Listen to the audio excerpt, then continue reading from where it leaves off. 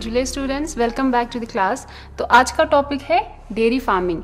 But हम dairy farming पढ़ने से पहले कल हमने जो पोल्ट्री फार्मिंग में थोड़ा सा एक दो टॉपिक रह गया था, क्योंकि हमें टाइम की थोड़ा सा शॉर्टेज हो गया था।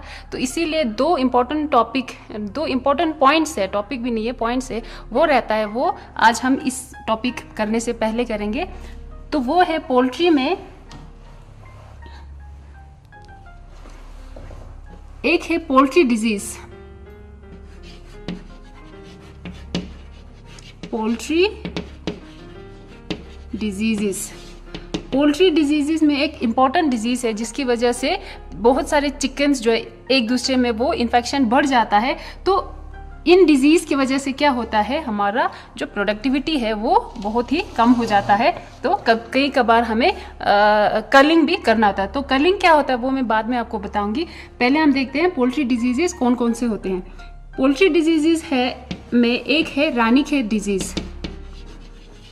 रानीखेत डिजीज, इसको हम न्यूकासल डिजीज भी कहते हैं। न्यूकासल डिजीज, इसमें क्या होता है, ये एक वायरल डिजीज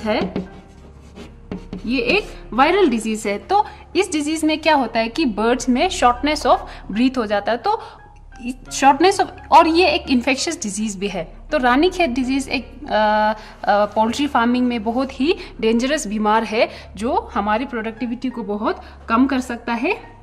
इसमें क्या होता है, बर्ड्स में शॉर्टनेस ऑफ ब्रीथ। और एक और डिजीज है जिसको हम एवियन फ्लू भी कहते हैं। एवियन फ्लू यानी बर्ड फ्लू। तो इसमें फ्लू जैसा सिम्टम नजर आ जाएगा। और ये बर्ड फ्लू या एवियन फ्लू जो है ये इंसान में भी, ह्यूमन में भी फैल सकता है। तो एवियन एक तो है एवियन फ्लू, दूसरा रानीखेत डिजीज और कोकिडियोसिस एक्सेट्रा। ये सब नाम आपने याद रखना है। चिकन के पोल्ट्री में डिजीजेस कौन कौन सा होता है। तो अगर हम कोई चिकन को डिजीज हो गया तो हम क्या करते हैं, उसमें से वो चिक्स या कोई चिकन जो है वो वहां से हटा देते हैं। तो उसको हटाने को, उसको रिमूव करने को, फ्लॉक में से उसको हटाने को कहते हैं कलिंग। CULLING। तो कलिंग जो है डिजीज में भी करते हैं, जब डिजीज होगा तब भी करते हैं। और कलिंग जो है हम अगर चिक्स में कोई उसका वेट कम हो, जब न्यूली हैश चिक्स जो है उसका वेट कम हो या वो कमज़ोर नज़र आ रहा है, तो उसमें फेदर कम होगा, जो भी कुछ भी प्रॉब्लम आपको नज़र आएगा, तो हम क्या करते हैं, फ्लॉक में से हटा देते हैं उनको। तो उसको कहते हैं कलिंग। ये दो टॉपिक कल रहता था। तो ये हो गया पोल्ट्री डिजीज और कलिंग। तो इसके बाद हम डेयरी फार्मिंग का देखेंगे। ओके, तो बच्चों अब हम देखेंगे डेयरी फार्मिंग क्या होता है। डेयरी फार्मिंग जो है ये है rearing of cows, buffaloes and goats. कई जगह कैमल भी करते हैं, कैमल्स एक्सेट्रा, फॉर देयर, किसके लिए, मिल्क एंड इट्स प्रोडक्ट्स। तो डेयरी फार्मिंग क्या होता है, dairy farming means cow, buffalo या गोट्स या कैमल्स।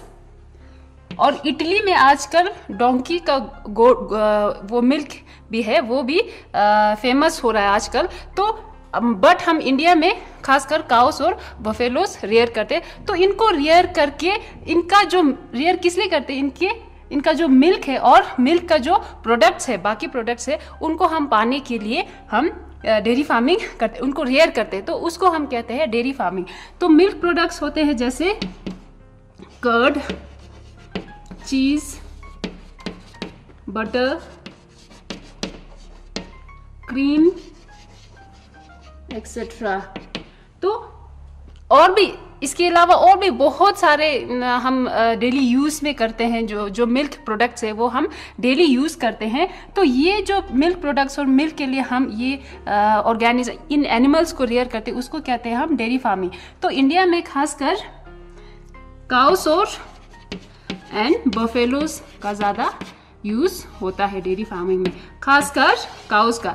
तो हम डेयरी फार्मिंग का जो सक्सेस है वो किस पे डिपेंड करता है, काउ या बफेलो का इनके ब्रीड के ऊपर डिपेंड करता है। तो सक्सेस डेयरी फार्मिंग में प्रोडक्टिविटी ज़्यादा कैसे होगा, जब ब्रीड अच्छा होगा तो प्रोडक्टिविटी भी ज़्यादा होगा, तो आपका बिजनेस भी सक्सेस होगा। तो हम देखते हैं कि ब्रीड बट कन्वेंशनल मेथड में हम क्या करते हैं, कन्वेंशनल मेथड भी यूज करते हैं घरों में, बट आजकल साइंटिफिक अप्रोच भी हम लगाते हैं, क्योंकि साइंटिफिक अप्रोच अगर करेंगे तो उसमें प्रोडक्टिविटी ऑब्वियसली ज़्यादा होगा, तो उसमें लेबर कॉस्ट भी कम लगेगा आपको।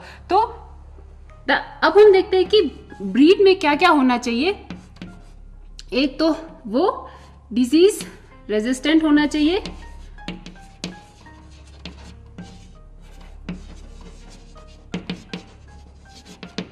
दूसरा हाई यील्डिंग,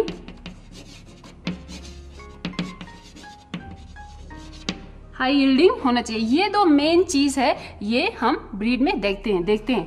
अब जो है हाई यील्डिंग जो है, ये जरूरी नहीं है कि हर इन्वायरमेंट में एक काउ किसी पर्टिकुलर ब्रीड जो है हर इन्वायरमेंट में वो हाई यील्डिंग देंगे, ये जरूरी नहीं होता है। ब्रीड अलग ब्रीड जो है अलग इन्वायरमेंट के लिए सुइटेबल होता है।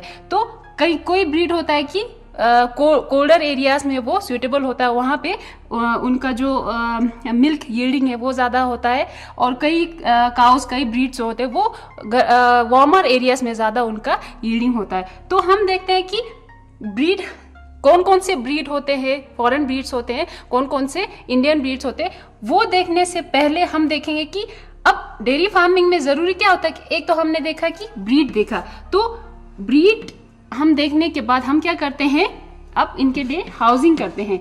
तो हाउसिंग में क्या होगा, हाउसिंग जो है वो डिफरेंट मेथड्स होते हैं हाउसिंग के लिए। तो फर्स्ट होता है इसमें कन्वेंशनल मेथड, सेकंड है लूज हाउसिंग सिस्टम, और थर्ड है फ्री रेंज सिस्टम। तो ये सब हम एक एक करके अभी पढ़ेंगे। ओके स्टूडेंट्स, अब हम देखेंगे कि हाउसिंग सिस्टम्स 3 जो है वो एक एक करके हम पढ़ेंगे। तो सबसे पहला है कन्वेंशनल हाउसिंग सिस्टम। तो कन्वेंशनल हाउसिंग सिस्टम में क्या होता है, इसमें ये जो मेथड है ये उस जगह पे हम ज़्यादातर यूज़ करते हैं, उस जगह पे हम ज़्यादातर अप्लाई करते हैं जहाँ पे एरिया जो है वो लेस होगा। तो लेस एरिया या स्पेस, स्मॉल एरिया भी कह सकते हैं। तो जहाँ पे स्पेस स्मॉल होगा वहाँ पे हम ये वाला मेथड यूज़ करते हैं, या उस एरिया में वार्म ज़्यादा कोल्ड एरिया, एक्सट्रीम कोल्ड होगा या एक्सट्रीम हॉट होगा या रेनी एरिया होगा, तो जिसकी वजह से गाय को हम बाहर नहीं रख सकते हैं। तो इस ऐसे जगहों में हम कन्वेंशनल हाउसिंग सिस्टम यूज करते। तो इसमें क्या होता है कि इसमें काउस को हम हर टाइम बांध के रखते हैं उनको, तो they are tight all the time. तो हर टाइम उनको बांध के रखते हैं, मिल्किंग करते समय भी, पानी देते समय भी और चारा देते समय भी हर टाइम उनको बांध के रखते हैं। तो ये जो कन्वेंशनल हाउसिंग सिस्टम है इसमें क्या है कि इसमें एक एडवांटेज क्या है, इसमें स्पेस जो है वो हमें कम स्पेस लगता है उसमें। तो बट इसमें डिसएडवांटेज क्या है कि काउस में जो है उनमें स्ट्रेस ज़्यादा होता है क्योंकि वो घूम फिर नहीं सकते हैं, तो स्ट्रेस ज़्यादा होने की वजह से यील्डिंग भी कम होती है। तो इसमें जो ये कन्वेंशनल हाउसिंग सिस्टम है, इसमें दो मेथड्स है, दो तरह से हम कर सकते हैं। एक है टेल टू टेल मेथड, दूसरा है हेड टू हेड मेथड। तो टेल टू टेल मेथड में क्या होता है कि गाय को शेड में इनके टेल जो है वो आपस में एक दूसरे के सामने होता है, तो बीच में एक गली छोड़ता है जहाँ पे काउ डंग वगैरह वो काउ डंग जो है यहाँ पे वो करते हैं। तो हेड टू टेल में बट क्या होता है, इसमें एडवांटेज क्या होता है कि हम मिल्किंग जो है एक जगह पे बैठ के दोनों साइड से कर सकते हैं। बट और इसमें एक हेड इधर टेल और इस साइड, इस रो का टेल इस साइड और हेड इस साइड होता है, तो इसका जो फोल्डर है वो यहाँ पे देते हैं। तो टेल टू टेल में एक एडवांटेज और क्या होता है कि इनमें डिजीज जो है इन्फेक्शन होने का चांसेस जो है वो थोड़ा सा कम रहता है। तो अब इसमें नेक्स्ट है इसमें हेड टू हेड मेथड में वही है कि हेड गाय के काउस के हेड जो है वो एक दूसरे के सामने होगा और टेल जो है वो बाहर की तरफ होगा। तो इसमें आसानी क्या होता है कि हमें फॉडर देना आसानी होता है, एक ही रो में हम सभी को दे सकते हैं। बट इसमें हेड टू हेड मेथड में क्या होता है कि इसमें इन्फेक्शन होने का चांसेस जो है वो ज़्यादा रहता है। बट ये वाला मेथड जो है आजकल ज़्यादा नहीं करते हैं क्योंकि इसमें क्या रहता है कि काउस को स्ट्रेस होता है, इसीलिए इसकी वजह से यील्डिंग भी थोड़ा सा कम होता है। तो नेक्स्ट हम देखेंगे दूसरा टाइप। सेकंड हमारा है लूज हाउसिंग सिस्टम। तो लूज हाउसिंग सिस्टम में क्या होता है, लूज हाउसिंग सिस्टम, इसमें क्या है कि इसमें जो है काउस को हम क्या करते हैं, इनको फ्रीली छोड़ देते हैं एक फेंसिंग के अंदर। तो एक फेंसिंग के अंदर उनको फ्री छोड़ देते हैं और साथ में शेड भी होगा। तो इसका लेआउट ऐसे एक फेंसिंग होगा, तो साइड में इनके लिए शेड भी होगा। तो गाय जो है इधर खुला छोड़ देते हैं, तो इनको सिर्फ फीडिंग कराते समय और मिल्किंग करते समय हम बांधते हैं tight only during feeding and milking. तो इसमें जो है एडवांटेज क्या है कि इसमें काऊ डंग जो है वो हमें बार बार हटाना नहीं होता है, क्योंकि काऊ जो है इधर बाहर इधर जो हमने सॉयल मिट्टी रखे होते हैं, तो काऊ डंग जो है वो इधर करते हैं, इसीलिए हमें बार बार सफाई नहीं करना होता। और वो काऊ डंग जो है इस मिट्टी को मिलके ये क्या बनेगा, मेन्योर बन जाएगा। तो ये हम बाद में एज अ मेन्योर यूज कर सकते हैं। दूसरा इसमें क्या होता है कि गाय जो है वो स्ट्रेस फ्री रहता है, तो यील्डिंग भी थोड़ा ज़्यादा होता है। और एक चीज़ इसमें है, इसमें डिजीज होने का रिस्क जो है वो ज़्यादा रहता है, लो इन्फेक्शन रिस्क। तो इसमें क्या है कि अभी आजकल जो है ज़्यादातर इंडिया में ये वाला मेथड यूज करते हैं, लूज हाउसिंग सिस्टम वाला, जिसमें फेंसिंग में गाय जो है फ्री रखते हैं और इनको सिर्फ चारा खिलाते समय और मिल्किंग कराते समय हम बांध देते हैं, और स्ट्रेस फ्री रहता है, इसीलिए यील्डिंग भी ज़्यादा होता है और इनमें इन्फेक्शन कम होता है। और हमें काऊ डंग जो है वो ज़्यादा बार बार हटाने की ज़रूरत नहीं होता है। तो एक चीज़ और है कि वो पहला वाला टाइप में क्या होता है, कन्वेंशनल हाउसिंग सिस्टम में आजकल क्योंकि जो नीचे जो है फ्लोर पे कंक्रीट लगाते हैं वो लोग, तो कंक्रीट लगाने से गाय जो है वो ज़्यादा बैठते नहीं है, तो वो ज़्यादातर खड़े रहता है। तो बैठते नहीं है क्योंकि उनको हर्ट होता है, तो इनके लेग्स या एंकल्स कहते हैं ना, जिसको हम जॉइंट्स में, तो वहाँ पे दर्द होता है, तो वो खड़ा रहता है, जिसकी वजह से खड़ा रहने, अगर काऊ जो है ज़्यादा रेस्ट नहीं करेगा तब भी यील्डिंग कम होगा। तो ज़्यादा खड़ा रहने से भी वहाँ पे यील्डिंग कम होता है। तो यहाँ पे ज़्यादा यील्डिंग इसलिए होता है क्योंकि काऊ जो है वो थोड़ा स्ट्रेस फ्री रहता है। तो ये हो गया आपका सेकंड टाइप। तो थर्ड टाइप में क्या है कि थर्ड टाइप जो है free range method. Free range method, free range method जो है ये हम डेयरी फार्मिंग में नहीं करते हैं। ये जो है बीफ के लिए, जब काऊ को हम बीफ के लिए रियर करते हैं तब फ्री रेंज मेथड यूज करते हैं। ये ज्यादातर ऑस्ट्रेलिया एंड सदर्न अमेरिका में,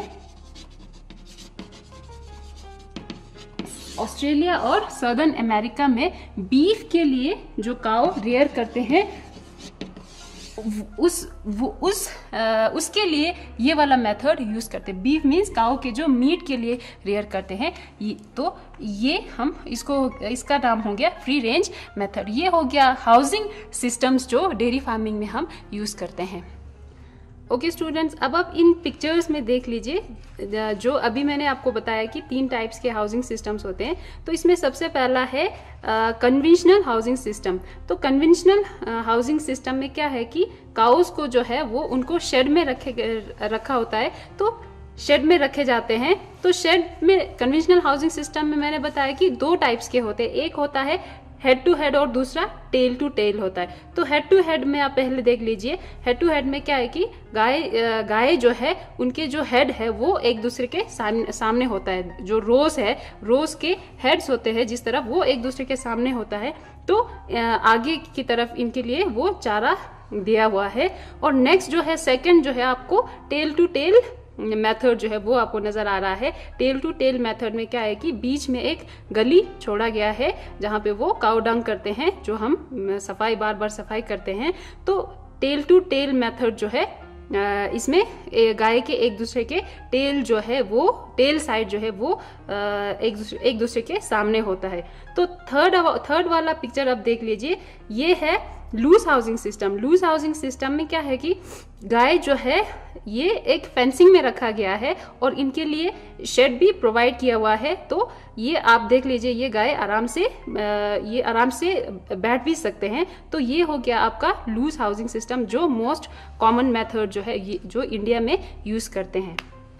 ओके स्टूडेंट्स, अब हम देखते हैं। अभी हमने देखा कि पहले हम ब्रीड्स जो है उनको सेलेक्ट करते हैं, फिर हम देखते हैं कि उनके लिए हाउसिंग बनाते हैं, फिर उनके लिए अब न्यूट्रिशन भी अच्छा न्यूट्रिशन देना होता है। तो न्यूट्रिशन इनका जो न्यूट्रिशन है उसमें 2 कंपोनेंट्स है। एक होता है रफेजेस और दूसरा कंसंट्रेट। तो रफेजेस क्या होता है? रफेज जो है इनमें न्यूट्रिशनल वैल्यू इनमें कम रहता है। जैसे आपका हो गया फॉडर, स्ट्रॉस, हस्क एक्सेट्रा। इनमें क्या होता है कि इनमें न्यूट्रिशनल वैल्यू बहुत कम रहता है, बट ये रफेज इंपॉर्टेंट इसलिए होता है क्योंकि ये ये एब्जॉर्प्शन कैपेसिटी को बढ़ा देते हैं काऊ के। तो रफेज बहुत ही इनके न्यूट्रिशन का इंपॉर्टेंट कंपोनेंट होता है क्योंकि ये एब्जॉर्प्शन कैपेसिटी बढ़ा देता है। और असली न्यूट्रिशन जो है वो इनको कंसंट्रेट से मिलते हैं। तो इनमें क्या होता है, जैसे ऑयल केक्स, प्रोटीनेशियस डाइट,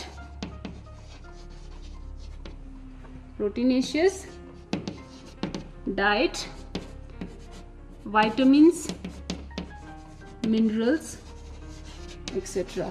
अब ये सब चीजों को हम कंसंट्रेट कहते हैं। और रफेज और कंसंट्रेट दोनों का रेशियो जो है प्रॉपर रेशियो में हमें इनको देना होता है। तो ये हो गया इनका न्यूट्रिशन हम कैसे देते हैं। फिर हम देखते हैं साइट सिलेक्शन। अब साइट सिलेक्शन हम डेयरी फार्मिंग के लिए फार्म जो है कहाँ पर हमने बनाना है वो साइट हमने सेलेक्ट करना होता है। तो सिलेक्शन ऑफ साइट में क्या क्या ध्यान रखना होता है? सिलेक्शन ऑफ साइट में एक तो है वो जगह जो है एलिवेटेड एरिया पे होना चाहिए। एलिवेटेड एरिया पे क्यों? क्योंकि अगर कोई बारिश वगैरह पड़ गया तो ताकि वहां पे पानी जमा ना हुए, इसीलिए थोड़ा सा ऊंचे जगह पे हम करते हैं। और दूसरा जो है वेटनरी हॉस्पिटल के नजदीक होना चाहिए। तो वेटनरी हॉस्पिटल के नज़दीक ऑब्वियसली गाय को कुछ हो गया या आर्टिफिशियल इंसेमिनेशन करने के लिए जो है हॉस्पिटल जो है वो नज़दीक होना चाहिए। तीसरा जो है इलेक्ट्रिसिटी सप्लाई जो है वो होना चाहिए। ये सब चीज़ें हमें ध्यान में रखना होता है साइट सिलेक्शन में। अब इलेक्ट्रिसिटी सप्लाई किस लिए क्योंकि आजकल जो है हर चीज़ मैकेनाइज्ड हो गया है, तो इलेक्ट्रिसिटी की ज़रूरत होता है। तो ये और एक और चीज़ जो है क्लीनलीनेस भी हमें हर स्टेप में मेंटेन रखना होता है, फ्रॉम मिल्किंग से लेके स्टोरेज,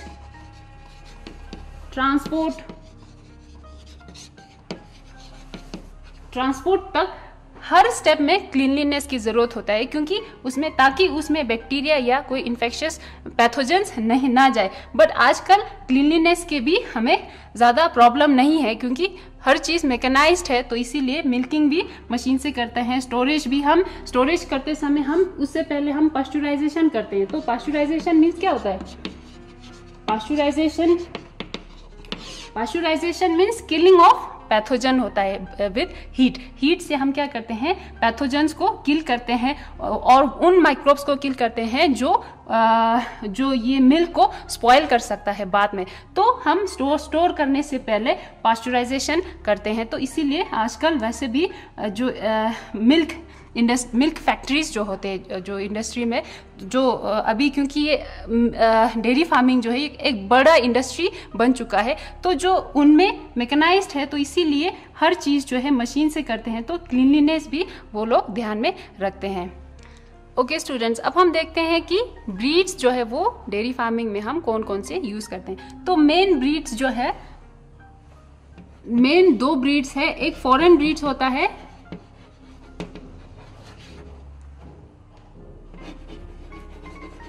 और दूसरा जो है वो इंडियन ब्रीड यानी लोकल ब्रीड होता है। तो फॉरेन ब्रीड, इसको हम एग्जॉटिक ब्रीड भी कहते हैं, जैसे हमने पहले की टॉपिक में भी किया था। फॉरेन ब्रीड को हम एग्जॉटिक ब्रीड्स कहते हैं, इसको आपने याद रखना है। इंडियन ब्रीड या लोकल ब्रीड को हम क्या कहते हैं? इंडिजिनियस ब्रीड भी कहते हैं। तो फॉरेन ब्रीड और लोकल ब्रीड में क्या फर्क होता है काउस में?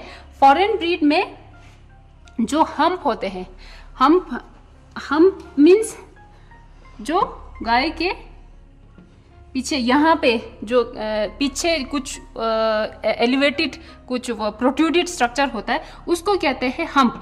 तो फॉरेन ब्रीड में जो है वो उसमें उनमें हम्प नहीं होता है, वो स्ट्रेट होता है एक। इसमें लोकल ब्रीड में विथ हम्प होता है। दूसरा है फॉरेन ब्रीड में क्या होता है? ड्यू लैप, जो गर्दन के नीचे कुछ फोल्ड, स्किन का जो फोल्ड होता है वो भी नहीं होता है, वो भी बहुत कम होता है, स्मॉल ड्यू लैप। और इंडियन ब्रीड में क्या होता है? बिग या large due lap. Indian breed में ड्यू लैप जो है, गर्दन के नीचे एक फोल्डिंग होता है स्किन का, जिसको हम ड्यू लैप कहते हैं, वो ज्यादा होता है। और फॉरेन ब्रीड जो है ये less resistant to disease and extreme climatic condition, disease and extremes. अब फॉरेन ब्रीड्स जो है, बट इनमें क्या होता है कि ये डिजीज रेजिस्टेंट थोड़ा कम होता है और एक्सट्रीम क्लाइमेटिक कंडीशन में भी वो ज़्यादातर सरवाइव नहीं करते हैं। और ये जो है ये मोर रेजिस्टेंट होता है। इंडियन ब्रीड जो है वो more resistant to disease as well as extreme climates. और जो बट फॉरेन ब्रीड में क्या होता है, ये लार्ज होता है, ओवरऑल साइज जो है लार्ज एंड हेवी होता है। और इनका जो है यील्डिंग भी ज्यादा होता है। ये मैं आपको इधर लिख देती हूं, हाई यील्डिंग। और इंडियन ब्रीड जो है ये स्मॉलर इन साइज होता है और इनका यील्डिंग थोड़ा सा फॉरेन ब्रीड से कम होता है, यील्डिंग जो है वो कम होता है। तो फॉरेन ब्रीड में एग्जाम्पल जैसे आपका हो गया, इसमें एग्जाम्पल है होल्स्टीन फ्रीसन, नेक्स्ट है जर्सी, SEY जर्सी एक्सेट्रा। और इंडियन ब्रीड जो है एग्जाम्पल साहिवाल, गिर,